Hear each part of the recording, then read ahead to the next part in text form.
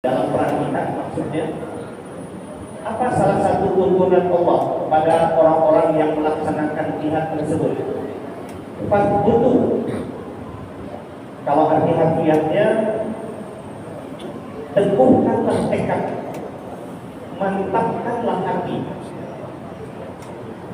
Nah, dalam kaitan ini ada hadis Nabi begini, kata Rasul, kalian jangan menginginkan ketemu musuh, tapi kalau musuh sudah di hadapanmu, itu tidak dibenarkan kamu lari dari musuh tersebut. Mungkin bahasa Rasul itu digampangkan bagi orang sekarang, musuh jangan dicari, tetapi kalau sudah ketemu jangan lari. Nah, kalau bahasa Nabi, kita jangan menginginkan untuk ketemu dengan musuh, tetapi jika musuh sudah berada di hadapan kita, teguhkanlah hati, kuatkanlah tekad. Bahasa Qur'annya, idza laqitum fi'atan fasbutu. Apabila kamu bertemu dengan satu kelompok pasukan atau lawan, maka teguhkanlah pendirian. Itu satu perintah Al-Qur'an. Jadi kata para ulama tafsir, ayat ini mengisyaratkan atau memberikan pelajaran ada seorang yang berperang jihad fisabilillah, satu di antaranya adalah tegar dia di hadapan musuhnya. Dia harus meneguhkan hatinya supaya jangan sampai mentalnya tadi jatuh di hadapan musuhnya. Lalu yang kedua, fazkurullah, selalulah berzikir kepada Allah. Nah, selalulah berzikir kepada Allah itu ada macam-macam. Salah satu tafsirnya adalah bahwa memang berzikir menyebut Allah. Makanya seringkali digambarkan para sahabat itu ya takbir Allahu Akbar, takbir Allahu Akbar. Tetapi ada sebagian ulama tafsir, maksud zikir kepada Allah itu adalah apapun yang berkaitan dengan kewajiban agama tetap tidak boleh ditinggalkan. Salat misalnya, tetap saja. Jadi wazkurullah itu diperintahkan walaupun dalam kondisi yang sangat krusial. Karena kita kan perang itu dalam kondisi yang sangat menegangkan, dalam kondisi yang sangat tidak menguntungkan. Tetapi mengingat Allah itu tidak mesti dialpakan. Jadi dalam kondisi perang pun ayat ini mengingatkan tetaplah harus berzikir kepada Allah, selalu mengingat Allah Subhanahu wa taala. Karena mudah-mudahan dengan selalu mengingat Allah itu, pertama, pertolongan Allah akan datang. Wazkurullaha katsiran la'allakum tuflihun. Dan sebutlah nama Allah sebanyak-banyaknya. Mudah-mudahan engkau akan mendapatkan kemenangan. Itu yang kedua, tuntunan Al-Quran bagi mereka-mereka yang turun ke medan jihad. Yang berikutnya dilanjutkan di ayat berikutnya, wa atii'ullaha wa rasulahu. Adab yang ketiga, taat kepada Allah dan Rasul. Taatilah Allah dan taatilah Rasul. Nah, berkaitan dengan taatilah Allah dan Rasul, ini dikembangkan oleh para ulama tafsir. Yang dimaksud taat kepada Allah dan Rasul ketika Rasul masih hidup, maka Rasul sebagai panglima perang, apa yang Allah, yang Rasul perintahkan itu mesti ditaati. Ada contoh yang menarik dikemukakan oleh para ulama tafsir. Bukankah dalam perang Uhud Rasul itu pernah memerintahkan sebagian sahabat untuk bertahan di bukit Uhud itu beberapa pasukan pemanah. Jadi dalam perang Uhud itu, kalau kita mau sebut, umat Islam mengalami kekalahan. Walaupun orang-orang musyrik juga tidak kurang kerugiannya, tapi yang tersebar umat Islam mengalami kekalahan. Salah satu penyebabnya adalah awal perang itu umat Islam mengalami kemenangan karena Nabi menempatkan pasukan pemanah di kaki bukit Uhud. Rasul berpesan, apapun yang terjadi di bawah, pasukan pemanah jangan sampai turun. Ternyata mereka tergoda karena orang-orang di bawah, pasukan muslim yang di bawah sudah memperoleh kemenangan dan banyak memperoleh harta rampasan perang.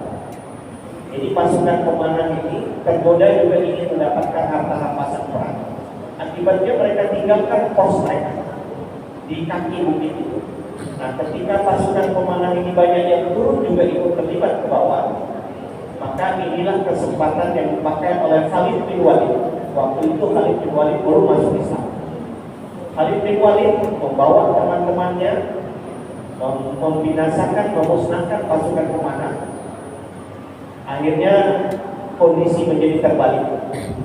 Awalnya umat Islam memperoleh kemenangan, tapi dengan telah dikalahkannya pasukan pemanah, maka kondisinya kemudian umat Islam menjadi dikalahkan. Kata para ulama, ini salah satu penyebabnya adalah karena mereka melanggar perintah Rasul untuk jangan meninggalkan kaki bukit itu waktu dalam perang Uhud. Itu akibat yang terjadi karena mereka lalai terhadap abai terhadap perintah Rasul. Makanya ayat ini sebetulnya memberikan pesan sejak awal, ati Allah wa Rasul, taatilah Allah dan taatilah Rasul selaku panglima perang. Lalu kemudian kalau misalnya di hari ini terjadi perang, bukankah Rasul sudah tidak ada lagi? Siapa yang harus ditaati? Nah, kata para ulama, ya tentu panglima perang, ya. Siapa yang ditunjukkan menjadi panglima perang itu mesti ditaati. Dan ini dalam prinsip militer juga seperti itu. Kalau misalnya prajurit bahkan kepada panglima perangnya, disersi keluar dia, itu dalam kondisi perang, itu komandan boleh punya hak untuk menembak prajurit tersebut, karena itu membahayakan kekuatan yang ada pada pasukan tersebut. Nah, ini yang ketiga adanya dalam taat kepada Allah dan Rasul. Yang keempat, wala tanaza'u. Wala tanaza'u arti harfiahnya jangan kalian berselisih, terpecah belah di dalam. Nah, salah satu kekuatan itu adalah karena persatuan. Sehingga para ulama tafsir memahami yang keempat ini adalah kesatuan dalam barisan, kesatuan dalam visi dan misi perjuangan. Tapi kalau sama-sama turun pergi jihad, tetapi niatnya beda-beda atau tujuannya beda-beda, maka itu akan melemahkan perjuangan tersebut. Maka ayat ini memesankan wala tanaza'u, jangan kalian saling berdebat, berselisih paham. Apa akibatnya? Fatabshalu, maka kalian akan lemah. Kalian akan lemah. Wa tazhaba rihukum, dan akan hilang kekuatan kalian. Nah, dalam ayat ini kalau kita bahas bahasanya, tazhaba rihukum, zahaba yazhabu, tazhaba rih. Rih secara harfiah dalam bahasa Arab artinya angin. Kenapa para ulama tafsir itu memahami rih di sini sebagai kekuatan? Bukankah angin itu sesungguhnya punya potensi dan memiliki kekuatan? Ya, dulu mungkin bagi orang Indonesia yang tinggal di laut, orang tua-tua kita yang jadi nelayan, yang berlayar, yang menggerakkan sampan atau kapal mereka adalah angin, karena kekuatan angin. Dan di beberapa negara maju di Eropa sana misalnya, angin itu dipakai sebagai alat untuk menjadi pembangkit listrik. Di Belanda itu kincir-kincir angin itu adalah alat untuk pembangkit listrik, kincir angin. Makanya di Belanda itu dikenal dengan negeri kincir angin, karena pembangkit listrik mereka itu mengadopsi kekuatan atau mengambil kekuatan angin. Nah, jadi arti harfiah rih itu angin, tetapi para ulama tafsir memahami kekuatan karena dia punya potensi atau punya kekuatan untuk menggerakkan sesuatu. Tapi kembali ke pangkal ayat, jika terjadi perselisihan, jika terjadi silang pendapat dalam pasukan tersebut, maka itu berpotensi untuk menghilangkan kekuatan. Artinya ayat ini memesankan bahwa persatuan itu salah satu yang menyebabkan kita kuat. Bahkan lebih lanjut, dan ini sesungguhnya menjadi kenyataan dalam kehidupan sosial ini pun. Kalau kita bersatu, maka akan ada kekuatan.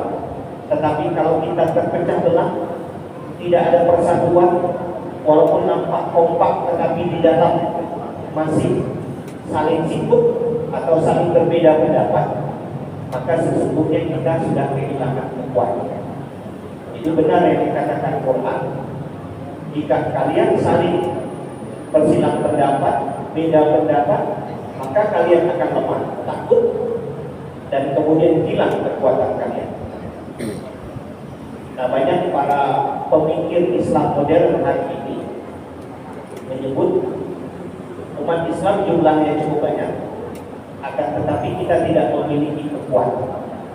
Salah satu penyebabnya adalah persatuan di antara kita rapuh. Jadi persatuan di antara umat Islam itu minim. Yang terjadi adalah seringkali terpecah belah. Makanya kemudian banyak persoalan-persoalan yang berkaitan dengan umat Islam sendiri itu tidak bisa dipecahkan oleh umat Islam karena kita tidak bersatu. Jangan lagi untuk mengangkat atau menyelesaikan persoalan-persoalan yang sifatnya global atau internasional. Nah, hari ini misalnya di apa yang terjadi pada saudara-saudara kita di Palestina itu nggak bisa kita selesaikan ya karena salah satunya umat Islam nggak bersatu. Itu kasihan saudara kita di sana. Jadi persatuan itu adalah pangkal kekuatan. Yang berikutnya, nasihat Quran atau adab yang diajarkan Quran kalau pergian itu adalah wasbiru dan bersabar. Sabar terhadap berbagai cobaan dalam perang. Dalam jihad itu ya resiko terbesarnya adalah mati. Sekurang-kurangnya luka. Bisa juga cacat seumur hidup. Macam-macam kondisi. Ya, tapi itu semua perintah Quran harus dihadapi dengan sabar. Innallaha ma'as sabirin. Sesungguhnya Allah itu pasti menyertai orang-orang yang bersabar. Ketika titik kesabaran itu sudah sampai pada puncaknya, yakinlah bahwa pertolongan Allah pasti datang. Dan ini berkali-kali terbukti ketika umat Islam dalam kondisi sudah sampai pada titik kritis, maka pertolongan Allah datang. Wasbiru innallaha ma'as sabirin. Bersabarlah, sesungguhnya Allah bersama dengan orang-orang yang sabar. Itu 5 adab bagi mereka-mereka yang terjun ke dalam medan jihad. Lalu kemudian ayat berikutnya, ayat ke-47. Dan ini kebalikannya. Jadi Al-Quran memberikan gambaran. Orang-orang musyrik itu kalau pergi perang seperti apa perilaku mereka? Digambarkan di ayat 47. Kata Quran, "Wala takunu kalladzina kharaju min diyarihim batara wa ri'a'an nas." Jangan kamu hai umat Islam seperti orang-orang yang keluar dari negeri mereka. Orang-orang yang keluar dari negeri mereka, tapi mereka keluar itu dalam keadaan batara, sombong, angkuh. Siapa yang dimaksud oleh ayat ini? Yang dimaksud oleh ayat ini, kata kebanyakan ahli tafsir, ini adalah perilaku yang ditunjukkan oleh Abu Jahal. Sekali lagi kita kembali lagi. Perang Badar ini sesungguhnya itu karena keinginan Abu Jahal. Kemarin kita sudah sampaikan, awalnya umat Islam Madinah hanya ingin menyergap pasukan dagang yang dipimpin oleh Abu Sufyan.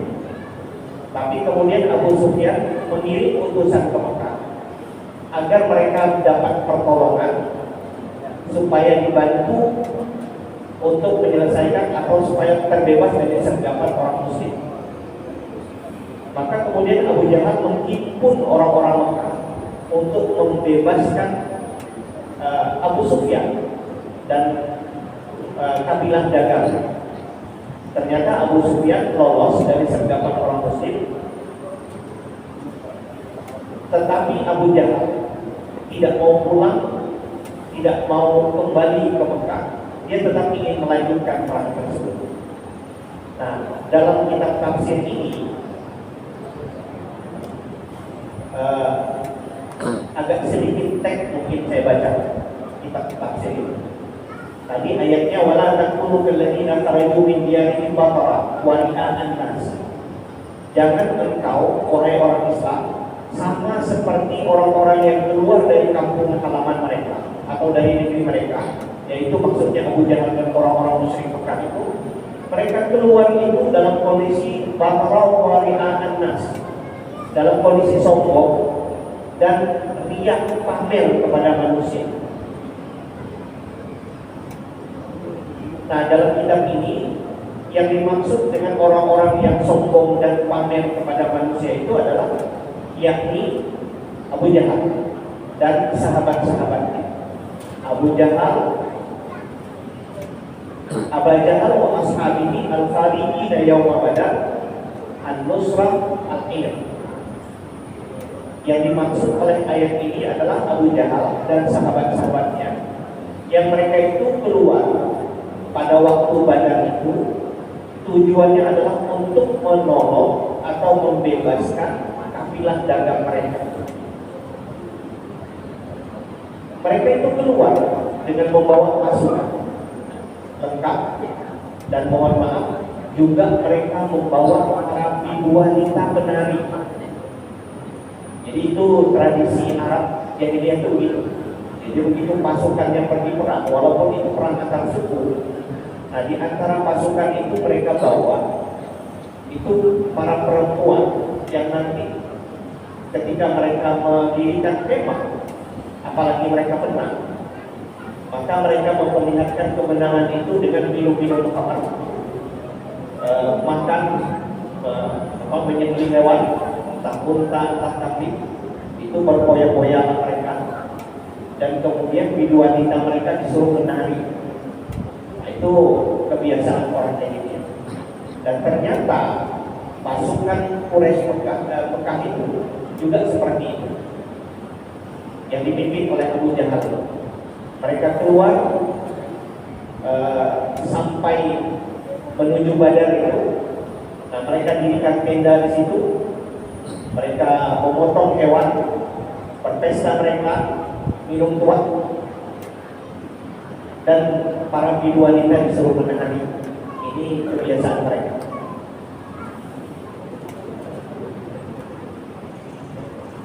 Nah, itu yang dimaksud ri'a'an nas. Apa tujuannya? Kata Abu Jahal, biar kita tunjukkan kepada semua suku-suku Arab bahwa kita kuat. Itu pamer, itu yang ria. Nah, Quran menegur orang-orang Muslim jangan seperti itu kalau pergi jihad. Tunjukkan adab seperti tadi. Teguh di hadapan musuh, mengingat Allah, taat Allah dan Rasul, jaga persatuan dan sabar terhadap berbagai macam cobaan. Jadi beda sikap orang Muslim kalau pergi jihad dengan orang-orang Muslim. Nah, lalu apa yang berikutnya yang dilakukan oleh orang Muslim Mekah? Wa yasudduna an sabilillah. Mereka itu merintangi orang, menghalangi manusia dari jalan Allah. Karena memang bagi Abu Jahal perang ini ingin menghabisi dakwahnya. Jadi bagi Abu Jahal, kalau hari ini menang, maka artinya umat Islam bisa dimusnahkan.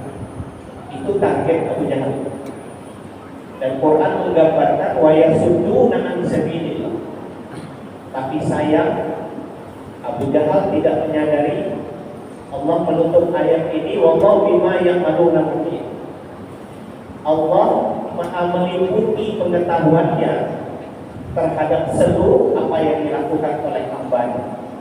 Artinya tindakan Abu Jahal dan orang musyrik itu bukan tidak dibawa, bukan tidak diketahui oleh Allah, Allah Maha tahu dan Allah Maha mengontrol itu semua. Lalu kemudian ada sisi lain lagi dalam perang Badar itu yang ini tidak tercover dalam kitab sejarah, tapi karena Al-Quran yang mengungkapkan. Ternyata dalam perang Badar itu iblis pun ikut campur. Iblis pun ikut bermain di situ, ikut terlibat. Apa di antaranya gambarannya? Wa iz zayyana lahumus syaitanu a'malahum. Dan ingatlah ketika syaitan menganggap baik, zayyana itu arti harfiahnya menghiasi. Syaitan menghiasi amal-amal orang musyrik Mekah itu seolah-olah nampak baik. Kerja buruk itu dalam pandangan orang-orang maksiat itu baik. Nah itu biasa, itu normal. Siapapun orangnya, bagi orang-orang yang berbuat maksiat, bagi orang baik menganggap perbuatan maksiat itu buruk, tapi dalam pandangan pelakunya itu baik. Boleh ditanya lah misalnya, bagi orang yang hobi judi, bagi penjudi itu baik, bagi dia baik. Orang yang hobi minum misalnya, minum minuman keras,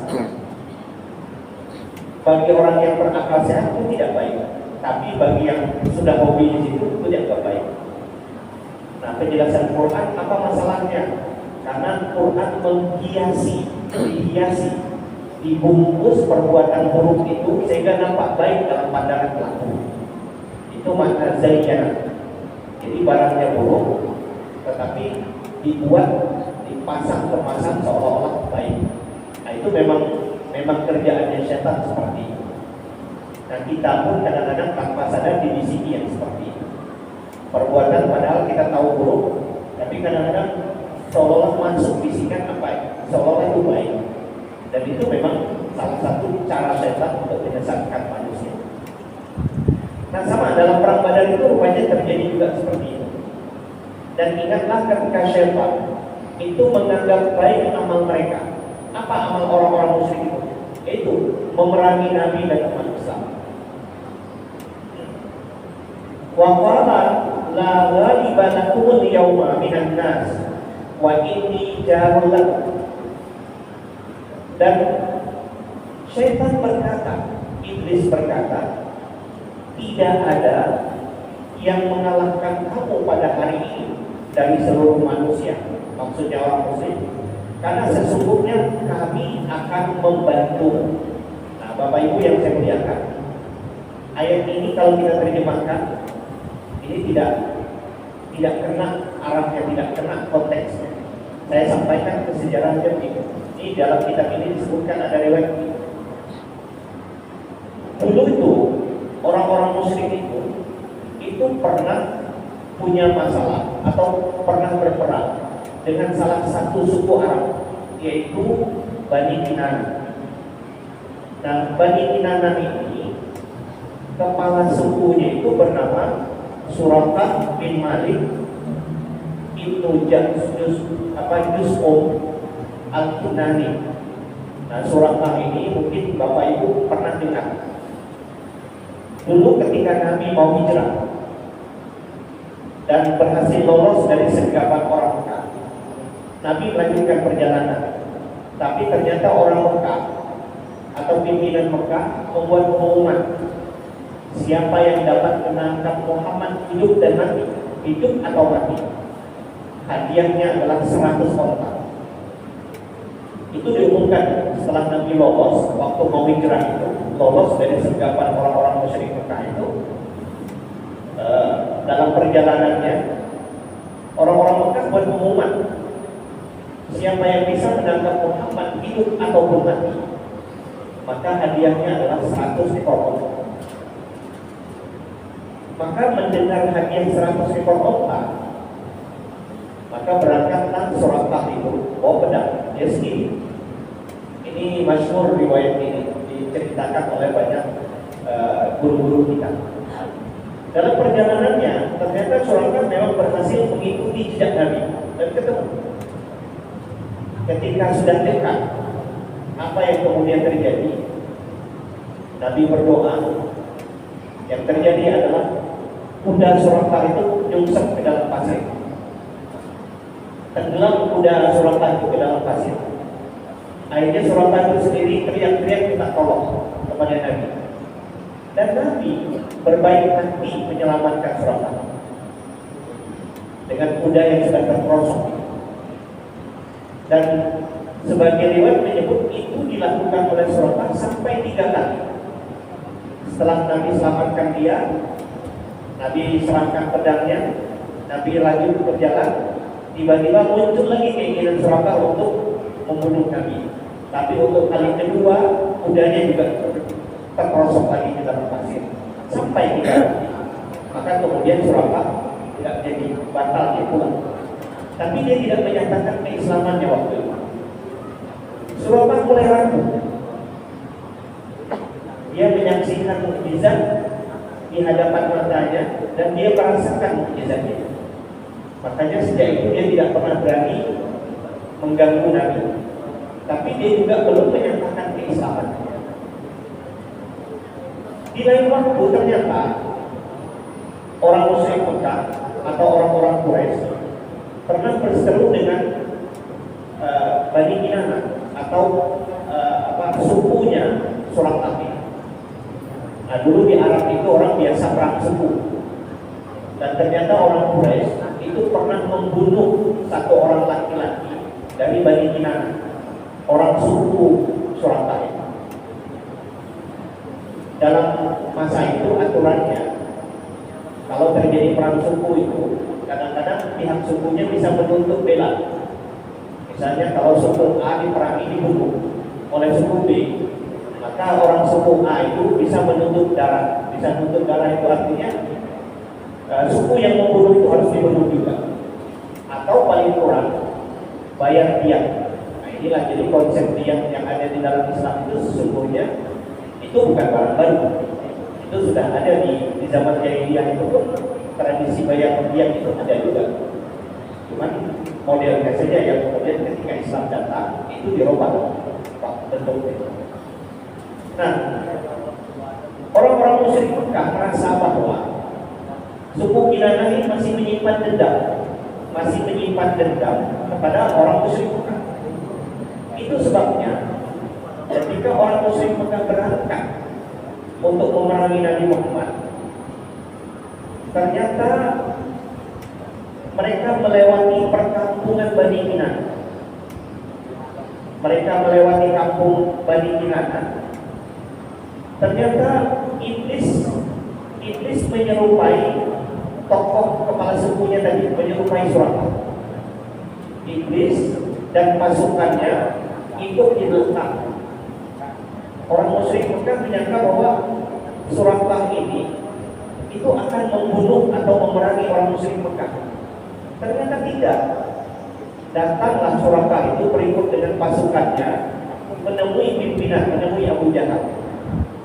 Apa kata Suraqah? Iblis yang sudah menyerupai perwajah Suraqah. Ini yang digambarkan oleh ayat ini. Iblis menyerupakan dirinya menjadi Suraqah. Begitu sudah ketemu dengan Abu Jahal, pimpinan orang musyrik Mekah, apa kata si Waraqah atau yang sudah sesungguhnya iblis tapi menyerupai Waraqah? Kalau kita bahasa mudahkan, gak usah khawatir. Kami tidak ingin membalas dendam atas apa yang kalian lakukan. Kita kawan. Sekarang saya malah bawa barang bantuan untuk memerangi orang Islam, memerangi Nabi Muhammad. Jadi rupanya iblis ikut bermain dalam perang ini. Karena kenapa jadi belakangan orang tahu bahwa itu adalah iblis? Ketika perang Badar selesai, orang-orang musyrik Mekah itu tanya, kenapa kamu meninggalkan kami dalam perang Badar? Kata orang, saya nggak tahu kenapa. Saya nggak pernah ikut perang. Barulah mereka menyadari bahwa yang datang menemui orang-orang musyrik Mekah itu yang wajahnya seperti suraka, sesungguhnya dia adalah iblis. Dan ini diriwayatkan dalam beberapa kitab hadis. Nah, ketika ketemu itu, apa kata iblis itu? Sudah ketemu dengan pasukan musyrik Mekah, ini yang dikatakan dan ini diabadikan oleh Quran. Waqala, dan iblis berkata, la ghaliba lakumul yawma minan nas. Hari ini kalian gak bakalan kalah, pokoknya pasti menang. Karena iblis juga ingin umat Islam kalah. Sehingga iblis mengatakan la ghaliba lakumul yawma. Kalian tidak akan terkalahkan pada hari ini oleh manusia-manusia itu, artinya oleh orang Islam. Wa inni jarulakum, dan aku akan ikut bersama kalian. Saya kawan, nih saya bawa pasukan, saya akan menemani kalian perang memerangi Muhammad dan umat Islam. Nah, sehingga akhirnya orang-orang musyrik Mekah seolah-olah mendapatkan tenaga tambahan karena ada prajurit tambahan dari Waraqah ikut bersama mereka, nambah jumlah mereka. Tapi kemudian ayat ini menggambarkan ketika sudah terjadi perang perhadapan, falamma tara'atil fi'atan, ketika iblis dan pasukannya itu melihat dua kelompok tersebut, nakasa ala akibai, ternyata kemudian iblis balik mundur. Ini diceritakan begini. Rupanya ketika pasukan sudah ketemu, iblis baru tahu bahwa pasukan muslim itu diriwayatkan dalam hadis itu sebelah kanannya Jibril mimpin 500 orang malaikat, sebelah kiri pasukan muslim itu Mikail mimpin 500 barisan malaikat. Iblis di sana di belakang orang-orang musyrik. Jadi ya sesama makhluk halus, sesama makhluk gaib, tahulah. Dan iblis bukan dia tidak kenal Jibril. Dari dulu dia sudah tahu Jibril. Nah, jadi kira-kira yang pasukan kafir kan nggak tahu bahwa iblis bisa melihat Jibril dan pasukannya. Setelah berhadapan baru iblis tahu, oh ternyata di seberang sana lawan Jibril. Walaupun dulu kawan, hari ini lawan. Nah, setelah melihat kenyataan ini, iblis mundur. Nah, tidak bisa, ini nggak lawan. Nah, ini dia balik. Nah, dia tinggallah orang-orang musyrik Mekah itu berhadapan dengan orang muslim sendiri. Dia balik. Nah, ini yang digambarkan Quran. Falamma tara'atil fi'atan, ketika pasukan iblis itu sudah melihat dua kelompok itu, dua pasukan itu, nakasa ala akibai, dia mundur pulang. Dia balik ke belakang, gak jadi mau nolong orang musyrik. Apa dia bilang? Wa qala inni bari'un minkum. Iblis berkata, aku berlepas diri dari kalian. Kalau bahasa kita, saya nggak ikut. Dalam perang ini saya nggak ikut.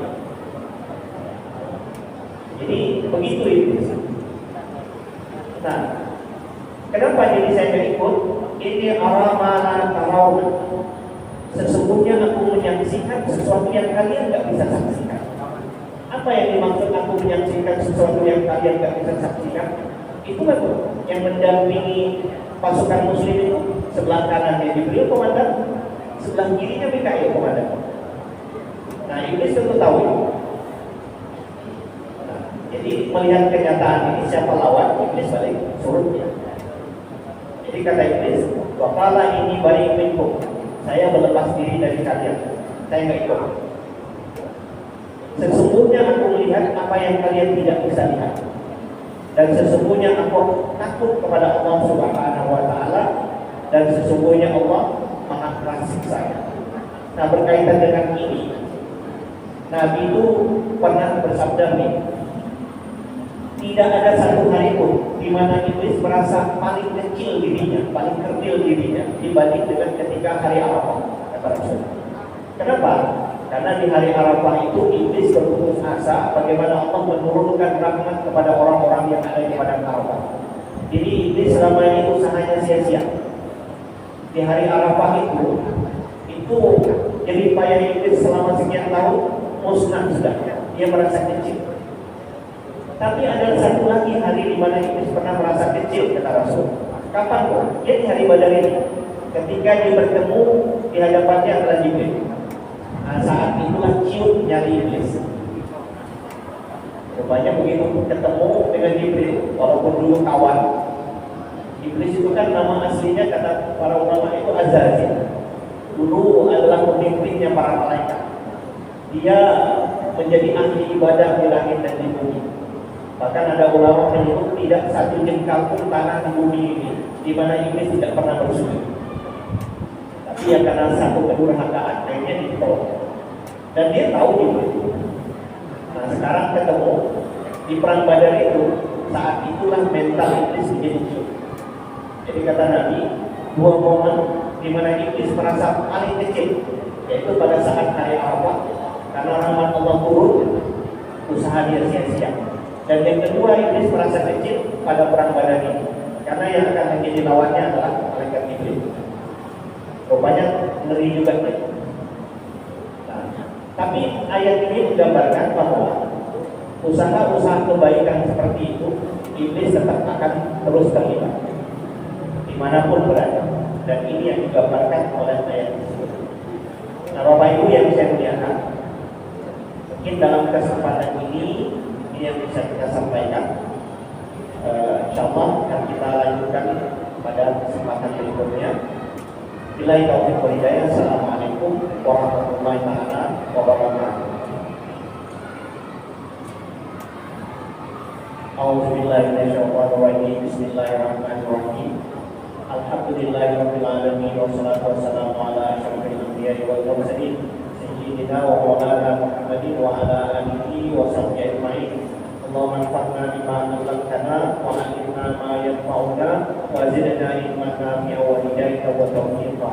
Allahumma anfa'na bima 'allamtana wa 'allimna ma yanfa'una wa zidna ilman nafi'an wa hidayatan wa tawfiqa. Allahumma ja'alna minal ulama'in amin. Allahumma ja'alna minal ulama'in amin. Rabbana atina fid dunya hasanatan wa fil akhirati hasanatan wa qina adzabannar. Wa sallallahu ala sayyidina Muhammadin wa ala alihi wa sahbihi wa baraka wa sallam. Subhana rabbika rabbil izzati amma yasifun wa salamun alal mursalin walhamdulillahi rabbil alamin. Assalamualaikum warahmatullahi wabarakatuh. Assalamualaikum warahmatullahi wabarakatuh.